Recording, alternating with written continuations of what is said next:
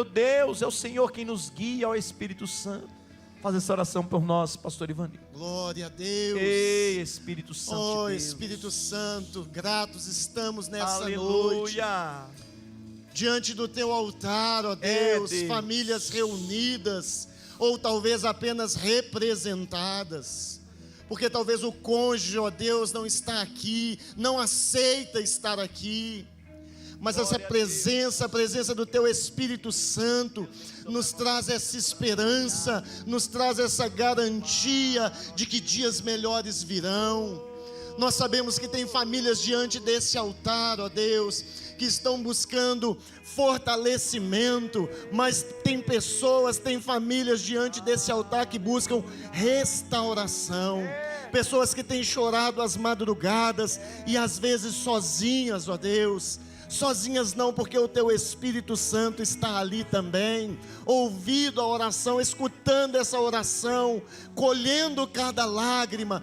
E hoje é noite de resposta, hoje é noite de aliança restaurada, hoje é noite de um lar restaurado, de um casamento restaurado. Talvez você pode perguntar, pastor, e se eu chegar em casa e meu marido ou a minha esposa ainda estiver do jeito que está? Apenas creia, porque o controle está na mão do nosso Deus e Ele vai liberar essa vitória em nome de Jesus sobre cada família. Aleluia. Você pode aplaudir ao Senhor, querido? Glória a Deus. Amém? Deus é Hoje tremendo. nós temos aqui a grata satisfação de receber os pastores de uma das nossas missões e cremos que Deus está aqui, amém? E Ele vai falar conosco, amém? Você quer ou precisa ouvir Deus nessa noite? Eu não sei você, mas o meu coração anseia ouvir Deus nessa noite. Então estende a mão para cá, porque o instrumento dele nessa noite é a pastora Charlene. Nós vamos orar por ela. Deus maravilhoso, obrigada, porque o Senhor é bom. O Senhor é sempre bom. Não importa o que esteja acontecendo, o Senhor é sempre bom. E nada, nem ninguém pode mudar o quanto o Senhor é bom. Nós te agradecemos pela Igreja Batista Getsêmani, pela vida do pastor Jorge e a sua família, nós os abençoamos. Nós te agradecemos pelo Ministério com Famílias, pelo culto da família. E hoje nós estamos aqui como família, cultuando ao Senhor nessa noite tão especial. Obrigada pela chuva, meu Deus, obrigada. Que delícia essa chuva hoje, depois de tanto tempo, nós te agradecemos. E nós colocamos diante do Senhor a nossa vida, porque nós queremos te ouvir nessa noite. Nós abençoamos a vida da pastora e te pedimos, usa a tua filha com graça, com unção, autoridade do Senhor.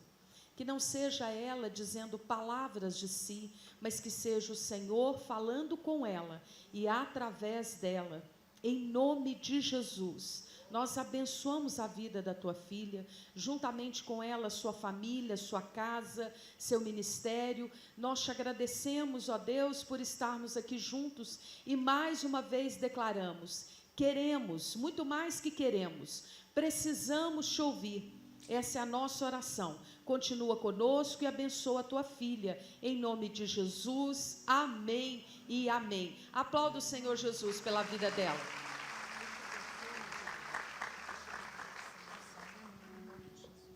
Glória a Jesus. Cumprimento a amada igreja com a paz do Senhor. Amém. Muito honrada e feliz pela oportunidade que o Senhor nos deu de estar aqui com os irmãos compartilhando a palavra do Senhor. Antes de iniciarmos, eu não poderia começar a falar sem fazer alguns agradecimentos. Eu gostaria de agradecer ao nosso pastor Jorge, que tem sido um instrumento de Deus na minha vida e na minha casa. Eu queria agradecer também ao pastor Daniel e pastora Cristina, que sempre nos motiva e sempre nos impulsiona a caminhar um pouquinho mais. Queria agradecer também ao meu esposo, pastor Ivanildo, que é meu pastor, pela caminhada e por tudo que o Senhor tem feito através das nossas vidas. E a nossa missão, a qual estamos plantados ali no São Benedito. Temos alguns irmãos aqui, intercessoras. Muitos queriam estar aqui, mas como temos hoje o culto da vitória lá, então não teve jeito, né? Mas alguns vieram aqui para representar a missão. o local a qual Deus nos plantou e que nós temos a oportunidade de testemunhar milagres verdadeiros vindos direto do trono da graça do Senhor. Estamos plantados ali na missão há 3 anos e eu sou apaixonada com o trabalho com família. Eu amo e acredito no trabalho com família. Se a gente quiser saber o valor que algo tem, é só a gente observar o quanto o inimigo ataca aquela coisa. E se a gente observarmos as famílias, já tem algum tempo, mas recentemente, de pouco tempo para cá, nós temos visto uma investida de Satanás de forma assim, gigantesca nas nossas famílias. E nós, enquanto igreja, precisamos nos posicionar, porque o inimigo ele não está disposto a destruir só a minha casa e a sua casa, mas ele está de olho nas nossas gerações. E a gente precisa se posicionar como igreja, e a gente precisa ouvir ao Senhor e entender qual é o propósito de Deus para as nossas famílias. O maior patrimônio que nós podemos ter nesta terra não são os nossos bens materiais, é a nossa casa saudável, servindo ao Senhor. Não significa que não vamos ter problemas, não é verdade? Porque a gente pensa em família saudável, já vem logo aquela imagem da tenda, de propaganda, aquela imagem linda, maravilhosa de família. Todos nós temos problemas, mas nós vencemos as nossas lutas no Senhor. A diferença está aí. Por que eu gosto tanto de trabalho com família? Porque na minha casa eu tenho experimentado os milagres do Senhor. Eu sou uma mulher que sou acometida de endometriose e de ovário policístico. Quem conhece um pouquinho sobre isso aí sabe que a probabilidade de engravidar é mínima. E eu tenho 2 filhos lindos para a glória do Senhor. Por método natural, não precisei fazer tratamento. E uma delas está ali. Promessa do Senhor. 10 anos orando para que ela fosse levita na casa do Senhor. E hoje eu posso testemunhar. Eu vou ministrar com a minha filha como levita na casa do Senhor. Tinha um casamento totalmente destruído. De repente, como você veio aqui nessa noite. Meu marido, eu costumo dizer que eu era viúva de marido vivo, porque eu era casada, mas eu não tinha a presença do meu esposo. Eu não sabia o que era ter um marido dentro de casa. E eu entrei no propósito de oração. Eu costumo dizer que Deus cumpre as promessas na minha vida de 10 em 10 anos. Eu falo, ai Deus, vamos diminuir esse prazo um tiquinho. Porque eu orei 10 anos para a restauração da minha casa. E hoje eu tenho um marido que é meu pastor. Por isso que eu amo o trabalho com família, porque eu acredito no poder que o Senhor tem para restaurar, porque eu sou testemunha viva do poder que o Senhor tem para restituir tudo aquilo que o inimigo quer tomar de cada um de nós. Eu não vim aqui hoje para poder contar o meu testemunho, eu vim para compartilhar a palavra do Senhor. Eu creio que o projeto de Deus para as nossas vidas é a família.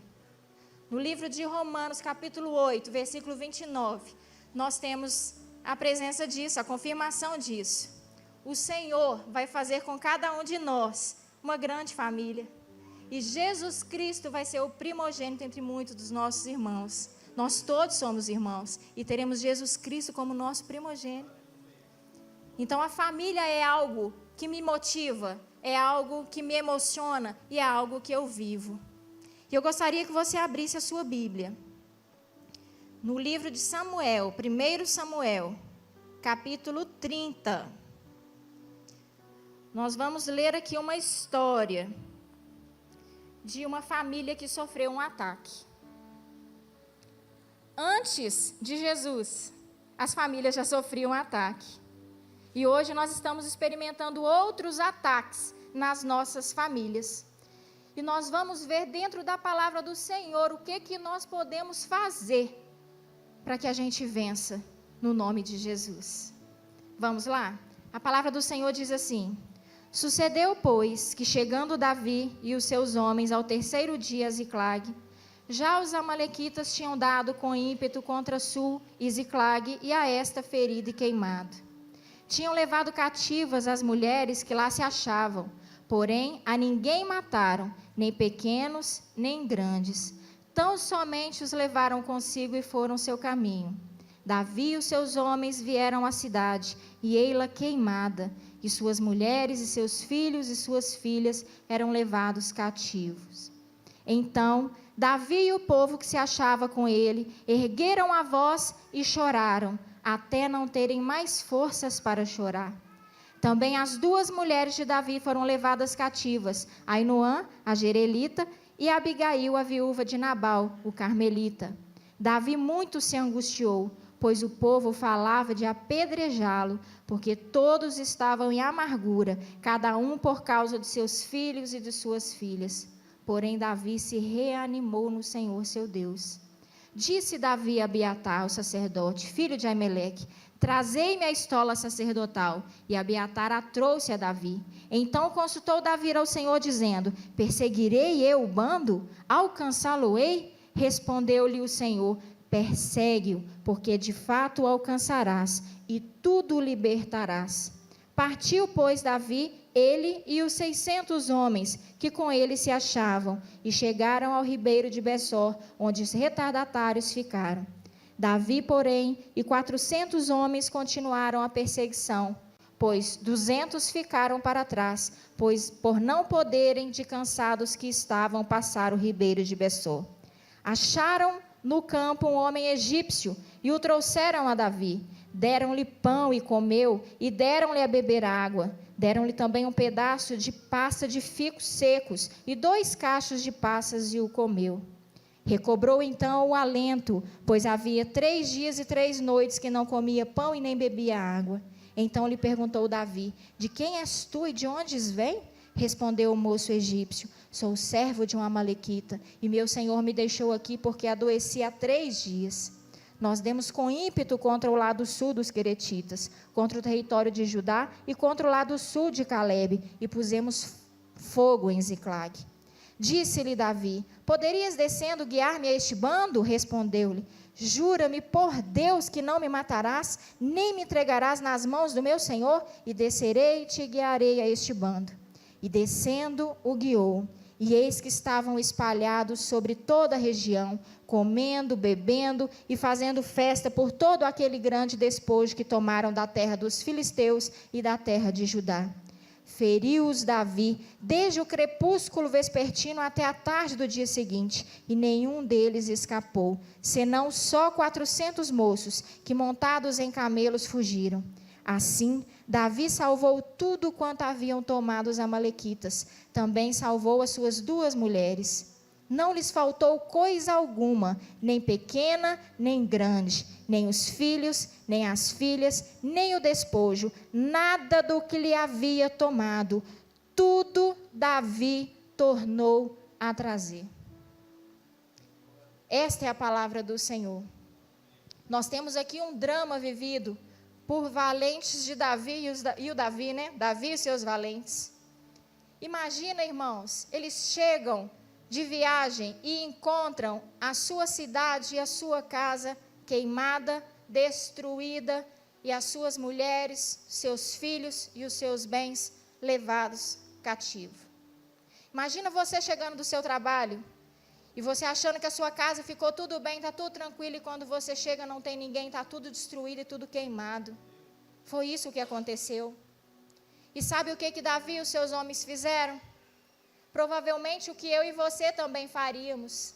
Eles choraram. A Bíblia diz que eles choraram até não mais ter forças. Eu imagino o desespero de Davi ao não encontrar a sua família e a sua casa em ordem como eles deixaram. O que fazer diante de uma situação dessa? E a gente pensa assim, mas naquela época existiam os inimigos amalequitas, hoje a gente não tem inimigo assim mais. Hoje nós não temos inimigos como naquela época, mas como diz em Efésios 6:12, a nossa luta hoje não é nem contra a carne, nem contra o sangue. Nós temos inimigos que agem no mundo espiritual e que a todo momento tentam saquear a nossa casa e destruir os nossos. E se a gente traz isso para o nosso contexto de hoje, o que poderia sequestrar e destruir a nossa casa? Naquela época foram os amalequitas. O que hoje destruiria a nossa casa? Porque o inimigo muitas vezes, ele não tira de nós os nossos bens, os nossos filhos. ele faz com que a nossa casa viva separada. Quando toma tudo e leva, a gente toma um susto. Mas quando se age de forma sutil, a gente muitas vezes nem percebe. Nós estamos tendo a nossa casa saqueada, destruída, queimada e não estamos percebendo o que está acontecendo. E quando não temos a percepção do perigo, muitas vezes nem agimos, a gente não sabe o que está acontecendo.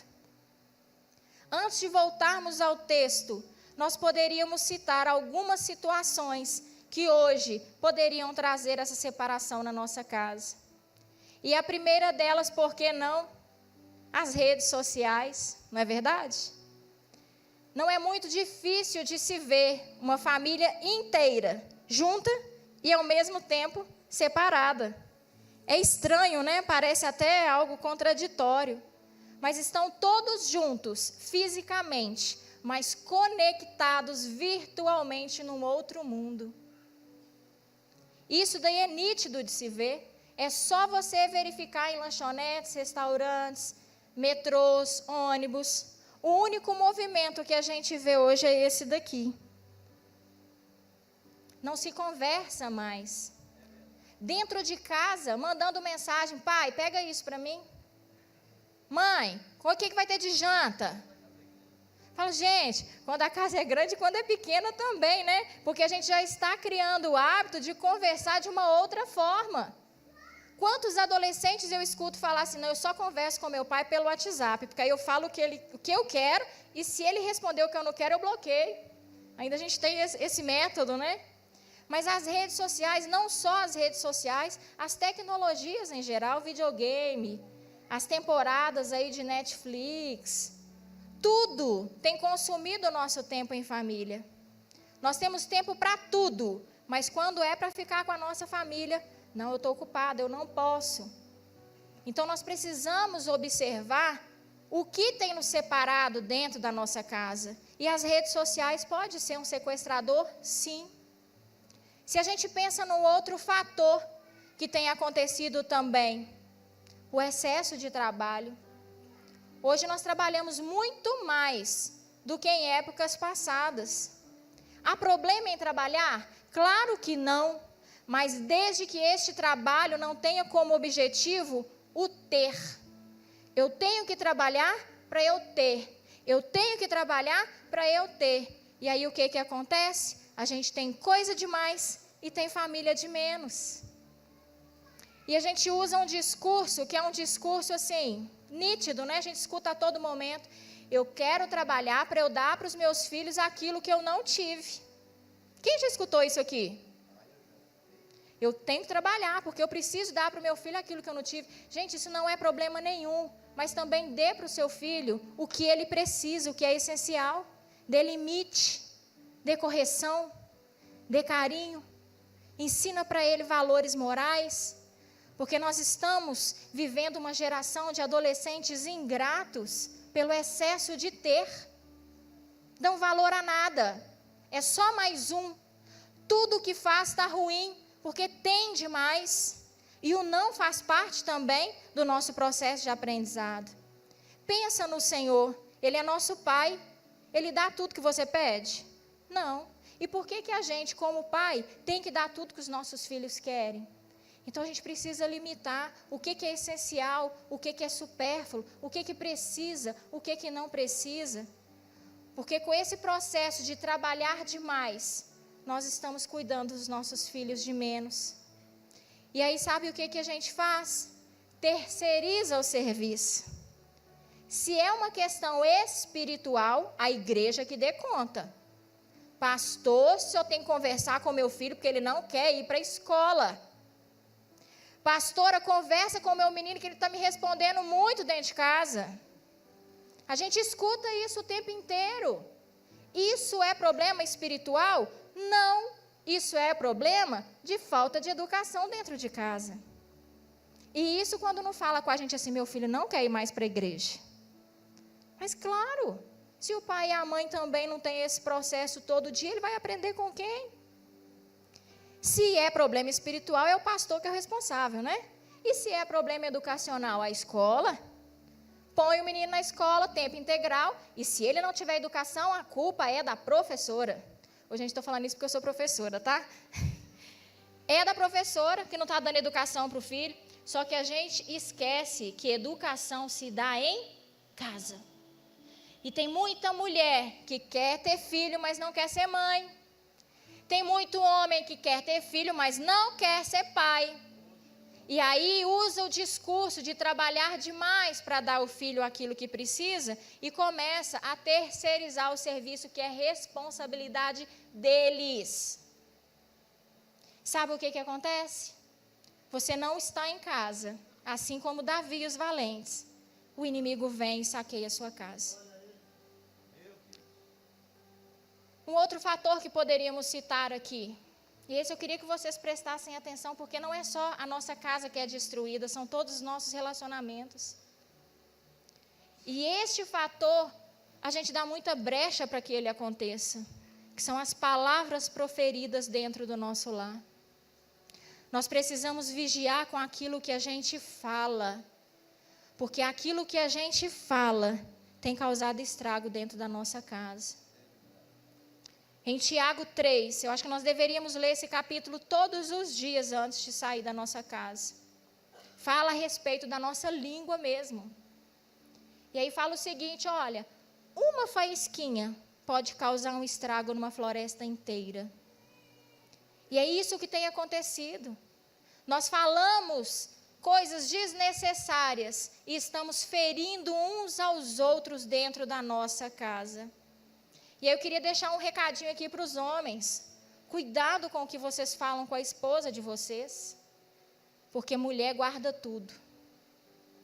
A gente consegue detectar algo de 10 anos atrás. E ainda fala assim, quando você estava na porta lá de casa com aquela blusa assim, estava chovendo. O homem não tem essa capacidade, a mulher tem. E muitas vezes palavras ditas ferem mais do que agressões físicas. O que temos de mulheres carregando fardos pesados por conta de palavras que foram dirigidas a elas. Mulheres destruídas sentimentalmente por conta de palavras que foram dirigidas a elas. E muitas vezes o marido nem se dá conta de que algo tão grande foi trágico na vida dela, né? Nem se dá conta da proporção. Mas eu queria deixar um recado para nós mulheres também. Nós precisamos falar menos. O homem tem que vigiar com o que fala e nós temos que falar menos. Mulher fala demais. A gente fala demais e fala coisa que não precisa. Isso já é comprovado cientificamente, que a mulher fala, acho que o dobro, né, do tanto de coisa que o homem fala. A gente precisa aprender a calar. Pedir ao Senhor sabedoria para poder falar na hora que precisa e da maneira que precisa. Não é pelo muito falar que nós conseguimos as coisas. Quer ver um exemplo disso? Quem tem filho aqui? Eu tenho. Você não fala 300 vezes com seu filho a mesma coisa? Adianta? Então, não é pelo muito falar. Quando a gente fala demais, quem estressa? Nós. Tudo continua numa boa e nós estamos estressados porque a gente repete a mesma coisa e não vê nenhum resultado. E a gente acha que é pelo falar, a gente tem que falar e tem que falar e tem que falar. E aí eu queria deixar uma passagem para vocês que está lá no livro de Pedro, 1 Pedro, capítulo 3, que fala assim, olha, mulheres, sejam a todo tempo submissas aos seus maridos. E se o seu marido não for convertido e não seguir a mesma fé que você possa ganhá-lo sem palavra alguma. Eu acho lindo quando diz, e se eu uso esse versículo nos meus atendimentos. Não é com palavra que você vai ganhar o seu marido, não. São com as suas atitudes. Não adianta ficar falando demais. E quando a gente vê marido e mulher brigando o tempo inteiro, a gente tem um discurso, eles têm um discurso assim, mas eu não engulo sapo. Eu tenho que falar o que eu quero. Você não engole sapo, não? Quando o seu chefe te chama atenção na frente de todo mundo, você responde ou você cala? Normalmente a gente cala. E quando você, homem, está na fila do supermercado, E aí tem um fortão assim, grandão atrás de você. E ele fala alguma coisa assim com você. Você responde ou você finge que nem está escutando?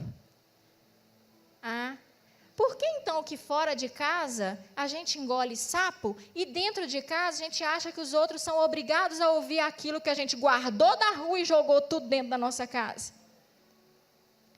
E aí eu te faço uma pergunta, se você pertence a esse grupo, você quer ser feliz ou você quer ter razão? Porque se você quiser ser feliz, sinto em informar que você não vai engolir não é só o sapo, não. Tem hora que você engole girafa, você engole boi, ou você engole, ou o negócio fica feio. Então, às vezes, é preciso usarmos o silêncio como arma para vencermos a guerra. Nós precisamos ficar atentos. O inimigo vem de forma sutil. Quando a gente percebe, a nossa casa já está arruinada. Porque o relacionamento dentro de casa fica insustentável. E aí a gente vê pessoas que quando termina o horário de trabalho não querem voltar para casa. Eu vivencio isso no meu trabalho. Sexta-feira à noite eu não quero voltar para casa, aí começa a arrumar um e outro. Vamos sair, vamos tomar uma, vamos comer uma pizza. Por quê? Porque o ambiente em casa não é saudável. Não quer ir embora. E sabe qual que é o problema disso? Quando você não tem um relacionamento saudável dentro da sua casa, você começa a solidificar relacionamentos fora de casa.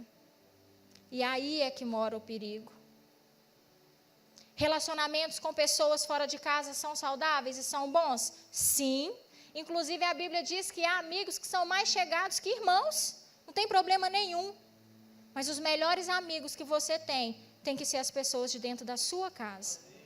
Porque quando o dia mal vier, e claro que o dia mal vem, estou rogando praga, não, não, misericórdia, está queimado. Gente, o dia mal uma hora vem. Se você tem uma família estabelecida e estruturada, a sua família vai estar junto com você para vencer aquilo ali. O melhor amigo tem que estar dentro da nossa casa. Aquela pessoa que eu confio, aquela pessoa que eu me entrego. Se eu consigo construir isso, eu tenho na minha casa um porto seguro. É tão bom quando termina um dia de trabalho, você passou por tantas dificuldades e você fala, graças a Deus eu vou ir para minha casa, porque você sabe que ali você tem amparo, você tem segurança, você tem carinho. É por isso que o inimigo não quer que a sua casa seja assim. Porque se você não estiver em casa bem, ele vai proporcionar para você lugares fora, para que você aparentemente esteja bem. Então, nós temos que observar como tem sido o meu relacionamento na minha casa. O que tem roubado dentro da minha casa? A saúde espiritual, emocional, o que tem acontecido? Eu tenho que estar atenta a essas coisas. Porque relacionamento, querido, saudável não é construído por sangue. Porque se fosse assim, ninguém brigaria que fosse da mesma família, não é? Todo mundo seria 100%. Relacionamento é construção. Você precisa construir algo na sua casa para que se torne bom, para que se torne saudável. Não sei, de repente você cria alguma estratégia. Lá em casa nós estamos adotando um dia da família. Nesse dia a gente não faz nada, a não ser um cuidar do outro. A gente assiste filme, a gente brinca de adedanha, a gente faz qualquer coisa, mas é o dia da família. Os meninos já sabem que este dia ele é dedicado a nós. Tire pelo menos uma refeição para que você faça em casa com a sua família.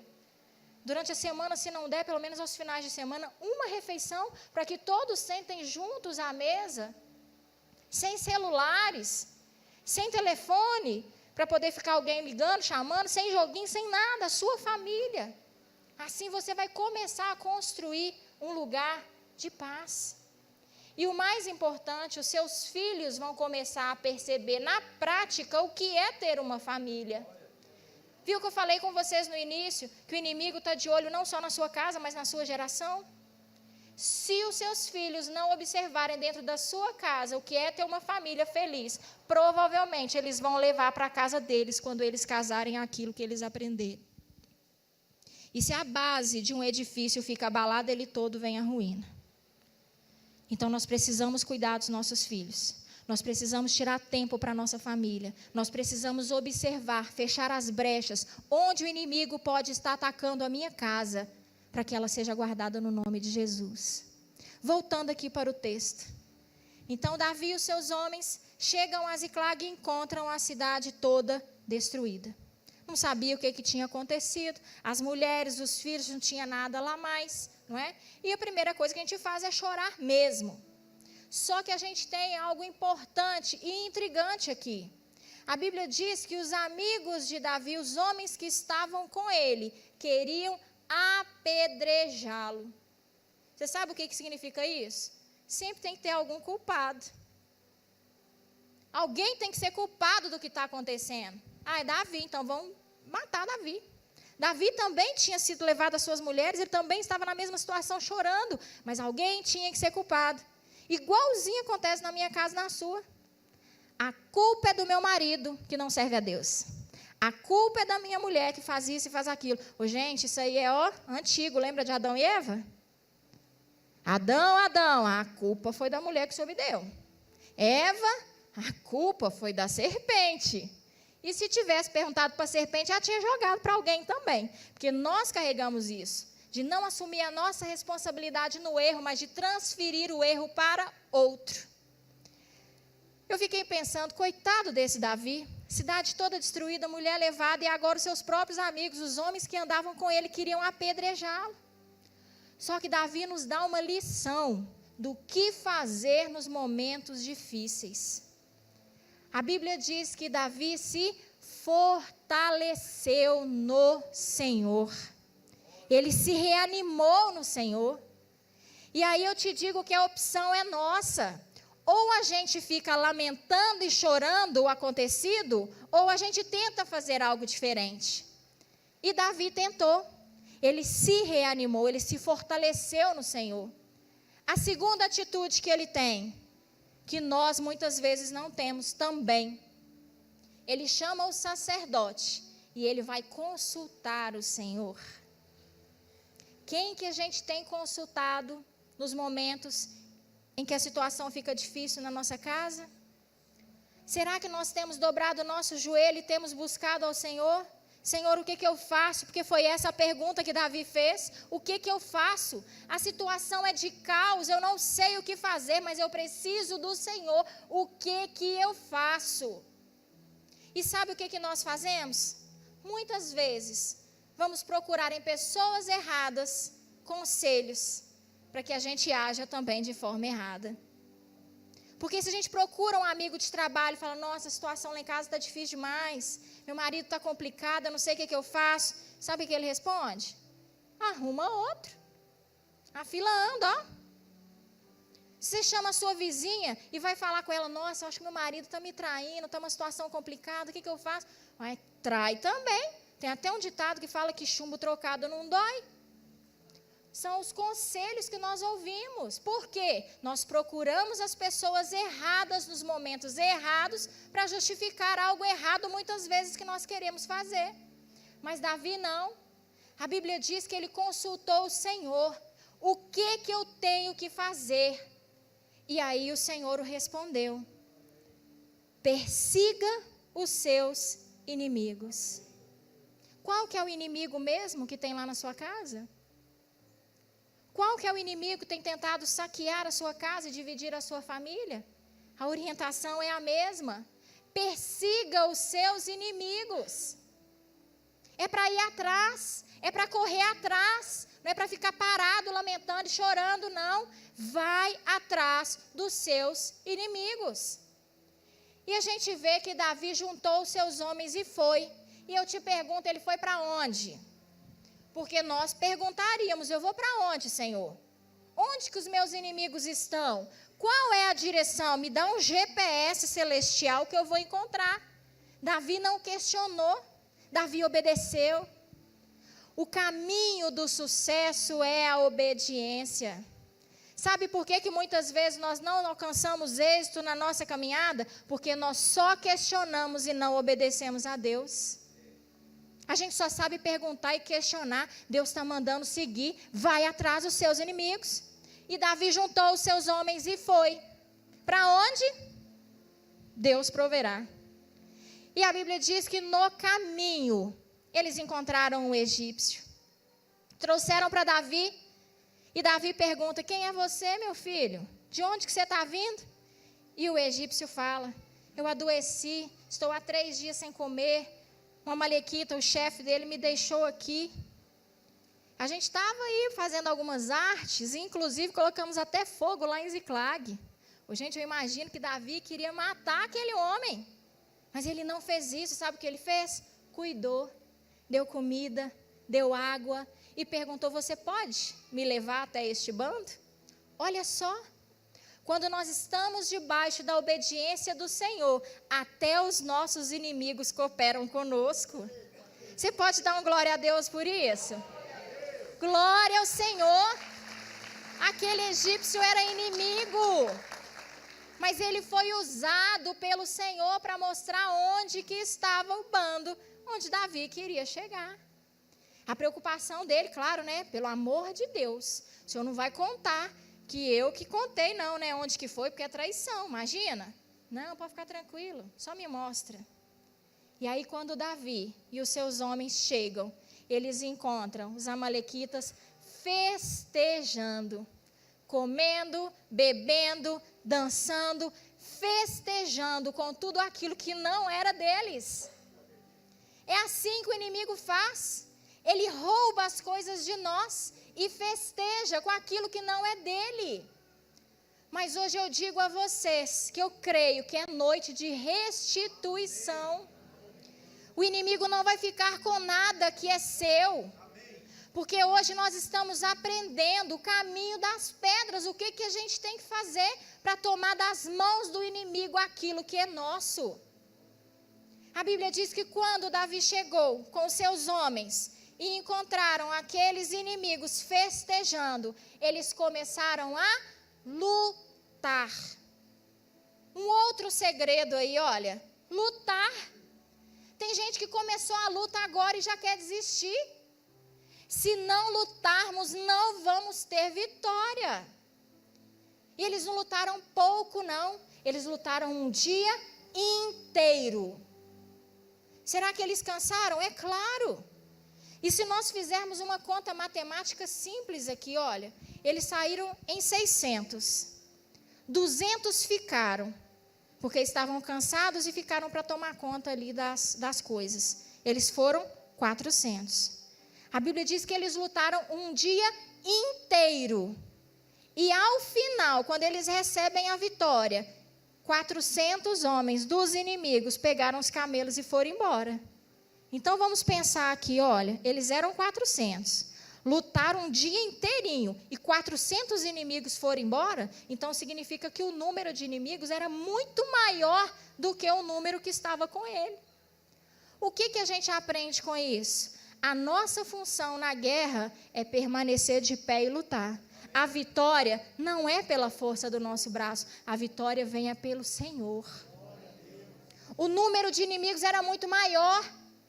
Se olhássemos pela ótica humana, é claro que eles perderiam a batalha, mas quem estava com eles é o Senhor dos exércitos. E o nosso Deus, que é Senhor dos exércitos, Ele nunca perdeu uma batalha. Então eu gostaria de dizer a você que hoje está aprendendo com o Senhor como sair dessa situação difícil que você está. Quando a vitória chegar nas suas mãos, tenha o coração grato diante do Senhor.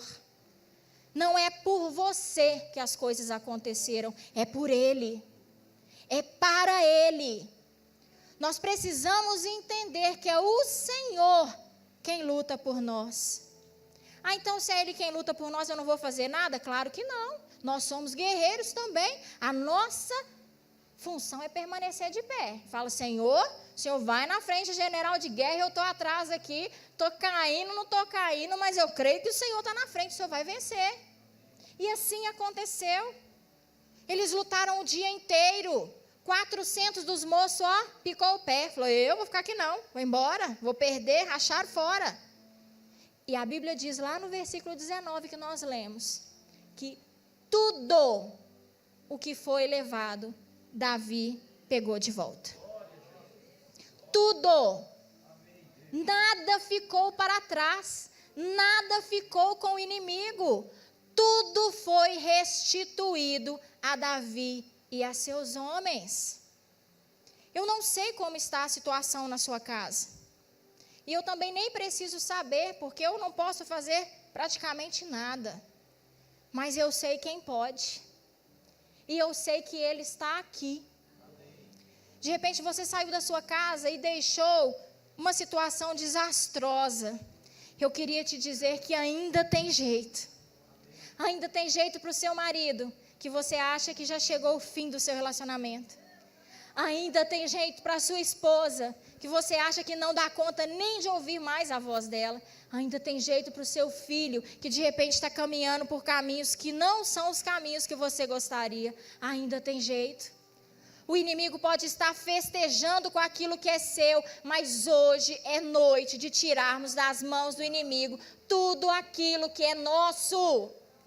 Nós é que temos que festejar com aquilo que é nosso. Não podemos permitir que o inimigo saqueie a nossa casa, leve tudo que é nosso e ainda faça festa. O que você quer? Chorar e lamentar? E simplesmente ficar com a sua casa destruída, chorando e lamentando? Ou você quer se levantar como Davi, se fortalecer no Senhor, buscar a direção dEle? O que eu faço? Perseguir os seus inimigos, lutar. E depois da luta, vem a vitória. A vitória que não é sua, a vitória que é do Senhor na sua vida. Independente de como esteja a sua casa, independente do que aconteceu, o nosso Deus, Ele pode todas as coisas.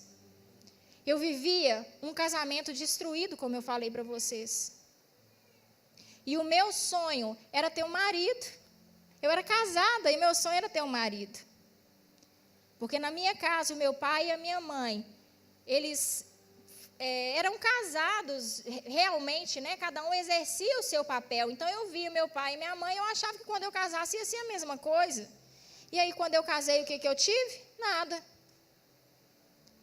E houve um tempo que eu falei, Deus, eu não aguento mais. Essa história de só orar e esperar, já não está dando mais para mim. Eu estou sendo sincera diante do Senhor, não adianta eu mentir.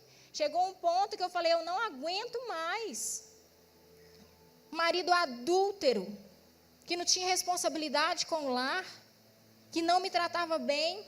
Estou falando isso para a glória do Senhor. E um dia eu estava em um culto, como este que nós estamos participando. E uma pessoa pediu oportunidade ao pastor e contou o testemunho dela, um testemunho muito parecido com o que eu estava vivendo.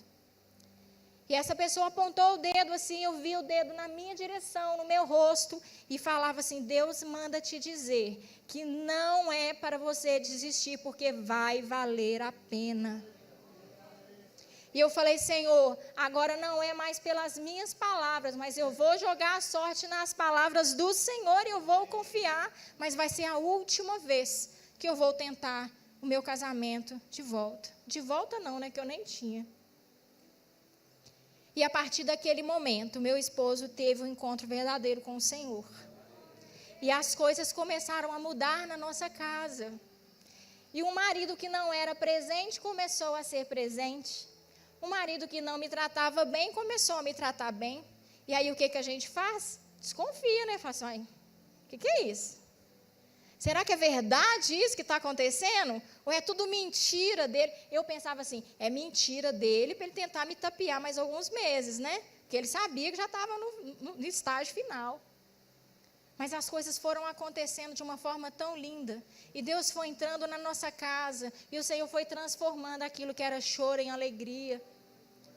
Hoje nós temos um lar totalmente restaurado no Senhor. Hoje nós servimos ao Senhor juntos. Passamos por lutas, por muitas, mas estamos juntos como família. Nós temos ensinado os nossos filhos o que é ser família, vivendo família. E é por isso que eu falo com vocês, ainda há esperança. Eu não sei quanto tempo você tem pedido ao Senhor, eu não sei por quanto tempo você tem vivido essa situação de destruição na sua casa, mas o Senhor ainda está vivo. O nosso Deus é um Deus que zela por cada um de nós, é aquele que está atento às suas orações e pode transformar a sua história, assim como transformou a minha. Assim como aconteceu em Ziclag, tudo foi colocado de volta nas mãos de Davi. Todos os anos que eu perdi, com tudo aquilo que o diabo tinha levado da minha casa, hoje eu tenho a restituição em dobro. Não estou falando de situação financeira, não. Estou falando de paz, de alegria, de gozo no Espírito Santo. Porque isso dinheiro não compra. E eu gostaria de fazer uma oração por vocês. Posso, pastor? Eu gostaria que você viesse aqui à frente, sem nenhum receio.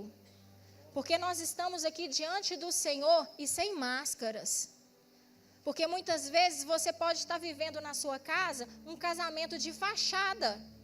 Todo mundo acha que está mil maravilhas, mas é você que sabe dentro de casa o que está acontecendo.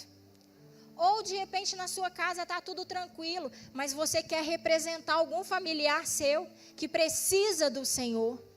Eu gostaria que você viesse aqui à frente e ficasse bem agarradinho com a sua família. Se você estiver sozinho, que você procure alguém para que você esteja perto. Sabe por quê? Todos nós aqui somos irmãos em Cristo e temos uma aliança no Senhor. Que você fique pertinho da sua família. Gostaria de chamar o meu esposo aqui, nós vamos orar como família. Assim como a minha casa hoje é testemunha do poder do Senhor, eu gostaria de fazer essa proposta para você. Que a sua casa também seja objeto de testemunho vivo do poder transformador do Senhor. Que eu e você possamos ser instrumento de verdade, de salvação a tantas famílias que estão aí destruídas, desoladas, necessitando do poder e da unção do Senhor. E nós vamos orar e vamos perguntar para o nosso Deus. Você que está precisando nesta noite, assim como lá na família de Davi, eu quero que você pergunte ao Senhor, o que eu faço? Pergunte a Deus, peça a Ele para te dar uma direção, o que você tem que fazer? Porque fortalecer no Senhor, nós já sabemos que nós precisamos. O segundo passo é consultar a Ele. E assim que Ele te der a direção, que você possa obedecer. O caminho do sucesso é a obediência. Obedeça ao Senhor, vá atrás dos seus inimigos, vença os seus inimigos, lute o tanto que for necessário, mas saia com a sua vitória em Cristo Jesus. Podemos orar? Pai, em nome de Jesus, nos colocamos, ó Deus, diante do Senhor. Eu apresento a Ti, ó Deus, essas famílias que estão aqui no Teu altar. Deus, eu peço a Ti que o Senhor sonde esses corações. Sabemos, ó Deus, quantas famílias necessitam do Teu poder e do Teu agir. Quantas famílias estão aqui nessa noite, como a cidade de Ziclag, destruídas, saqueadas. Quantas festas, ó Deus, o inimigo tem feito com aquilo que é nosso. Mas que nessa noite, ó Deus, esta palavra possa provocar frutos, ó Deus, nos nossos corações. E eu peço a Ti que o Senhor reanime, ó Deus, a cada um, fortaleça no Senhor, para que eles tenham forças, ó Deus, para buscar no Senhor a vitória que eles necessitam. Pai, que o Senhor traga direção, o que fazer para cada um, nos corações, nas mentes. Nós sabemos que o Senhor é um Deus que ainda fala. O Senhor não é um Deus morto, não é um Deus mudo, o Senhor fala conosco. Que o Senhor fale, ó Deus, nos nossos corações, que o Senhor fale em cada coração o que precisa ser feito, que em nome de Jesus nós tenhamos forças para perseguir os nossos inimigos e para lutar, sabendo que é o Senhor quem guerreia por nós.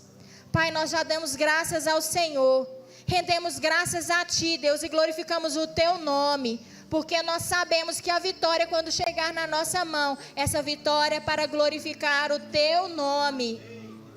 E que nós possamos ser testemunhas vivas do poder que a família que aqui se encontra, cada um que está representando algum familiar.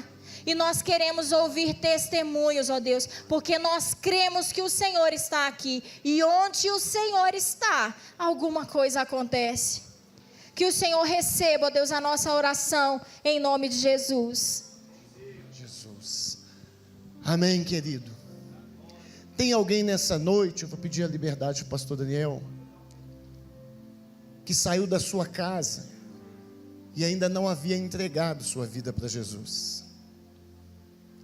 Ou talvez você já conheceu Cristo, já andou nos caminhos dele, e por algum motivo se afastou dos caminhos do Senhor.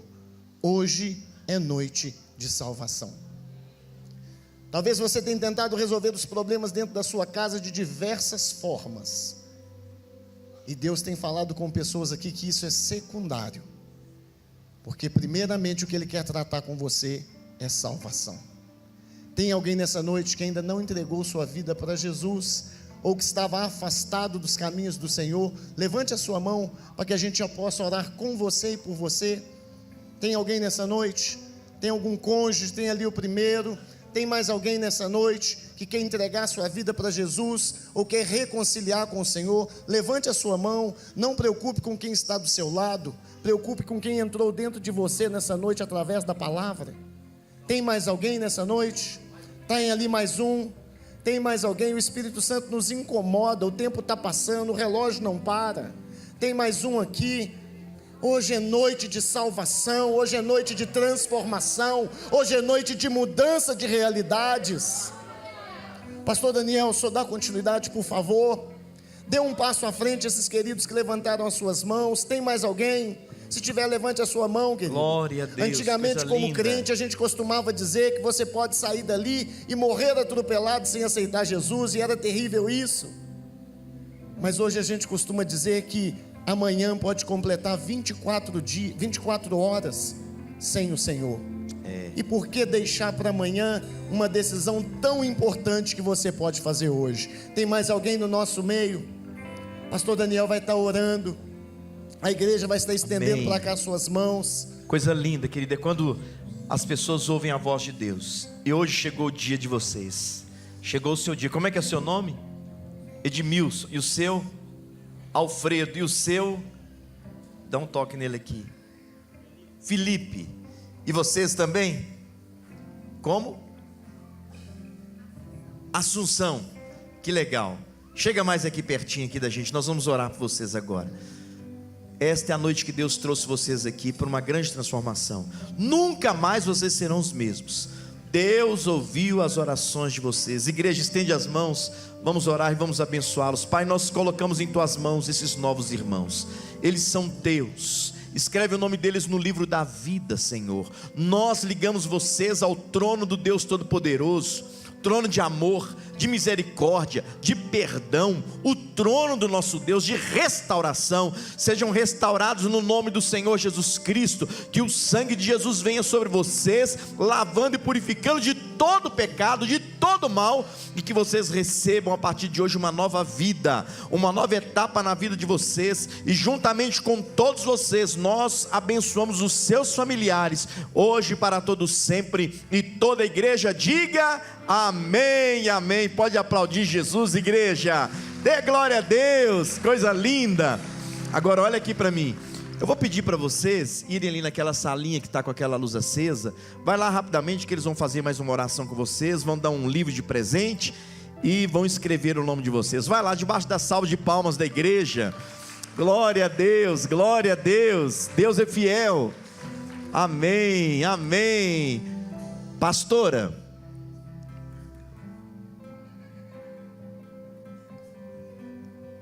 chama a pastora aí. Pastor, eu vou pedir você para fazer uma oração pelas nossas finanças. Quem está precisando de uma bênção financeira? Quem está precisando de uma restituição? Algo que o inimigo levou. Agora eu estou falando de algo que o inimigo levou na área financeira, e que você precisa dessa restituição, dessa restauração. Pode ser uma casa que você perdeu, pode ser um emprego que você perdeu, pode ser uma dívida grande que você teve, pode ser algo assim que o inimigo entrou e destruiu. Mas também você falou aqui, né, pastora? Pega o microfone ali. Que quando nós estamos longe da nossa casa, quando nós estamos longe de Deus, quando nós não nos consagramos a Deus, nós damos a brecha para o inimigo entrar. E ele leva. Quando nós não somos fiéis a Deus, no dízimo e na oferta, o que acontece? Nós abrimos a porta para o inimigo também entrar. Tem essa questão de fidelidade a Deus. É verdade. Não é? Nós estamos experimentando isso na nossa casa também. Pois é, vocês estiveram lá em Israel agora, vi vocês dois lá. Estiveram em Gramado, depois foram para Israel. Eu vi vocês lá. Nós estamos vivendo coisas que é só o Senhor e a fidelidade dele sobre a nossa vida. Então nós somos também prova. É o que eu falo, eu gosto do trabalho com família, porque Põe a minha som aqui casa, no microfone dela. A minha casa tem experimentado milagres que é só o Senhor quem pode Tá fazer. vendo? Ora por nós, eu sei Vamos, que sim. é o final do mês, é a última quarta-feira do mês de setembro. Deus nos abençoou muito esse mês de setembro.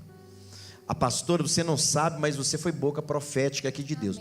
Você, a sua mensagem foi aquele resumo de tudo que nós falamos durante o mês aqui de setembro. Quem nos acompanhou viu. Então Deus falou e refalou. Deus falou os nossos corações. Só não é abençoado quem não quer. Só não conserta a vida familiar quem não quer. Então, querido, eu quero que você coloque sua vida diante de Deus. Você vai fazer mais um esforço. Você vai colocar uma oferta de gratidão ao Senhor nesta noite, agradecendo a Deus pelo tanto que Ele falou conosco durante esse mês. A pastora Charlene, ela veio aqui, e as palavras que elas falaram aqui, parecia que você estava aqui no culto copiando aquilo que nós estávamos falando. Você repetiu frases que nós falamos aqui. Você repetiu palavras que nós falamos aqui. Então, é um negócio de Deus. Eu creio que é de Deus. É Deus falando conosco. Deus querendo abençoar a família. E você tem vindo porque você crê naquilo que Deus pode falar. Porque não tem aqui um Cláudio Duarte, não tem aqui um Silas Malafaia, um David o quê? David Kila, não tem outro David que está falando muito aí, pregando aí, um pastor. David Leonardo. Não tem aqui. Tem Daniel Fialho, é Cristina. É um arroz com feijão de sempre. É porque Deus, Ele ama a gente, Ele quer continuar falando. Fica firme com Jesus. Abre suas mãos assim, prepara sua oferta. E tem máquina de cartão de crédito ali à minha esquerda, à direita, lá no espaço gospel. Faça sua oferta de gratidão, põe seu dízimo, seja fiel. Glória a Deus. A palavra do Senhor no livro de Salmo 116 diz assim: o que darei eu ao Senhor por todos os benefícios que Ele me tem feito? A nossa oferta é de gratidão, porque nós não teríamos valores monetários para representar aquilo que Deus tem feito nas nossas vidas. Então que nós possamos ser gratos ao Senhor por tudo aquilo que Ele é e por tudo aquilo que Ele faz por nós. Amém? Pai, graças nós te damos. Colocamos, ó Deus, a vida de cada irmão, dizimista e ofertante na tua casa. Que o Senhor continue abençoando, ó Deus, a família daquele irmão que oferta na casa do Senhor. Nós sabemos, ó Pai, que a obediência ao Senhor é que gera frutos em nossas vidas. E eu peço a Ti nesta noite que o Senhor continue derramando sobre a vida de cada um aquilo que só o Senhor pode dar. Que o Senhor abra as janelas dos céus, ó Deus, como a Tua palavra diz, e derrame bênçãos sem medidas. Que em nome de Jesus, cada um possa sair daqui com o coração grato diante do Senhor e entendendo qual é a nossa função em ofertarmos na casa do Senhor. Somos privilegiados, ó Deus, em podermos participar desta seara. Que o Senhor continue abençoando. Peço a Ti que o Senhor restitua tudo aquilo que o inimigo tomou. Pai, pessoas que perderam empresas, pessoas que perderam trabalho, que perderam sustento. Nós sabemos que o Senhor é poderoso para fazer todas as coisas e infinitamente mais do que tudo aquilo que pedimos ou pensamos. Que o Senhor traga sobre a vida de cada um algo especial nesta noite. E que a unção do Senhor nunca cesse sobre a nossa casa e sobre a nossa família, no nome santo de Jesus. Amém. Glória a Deus.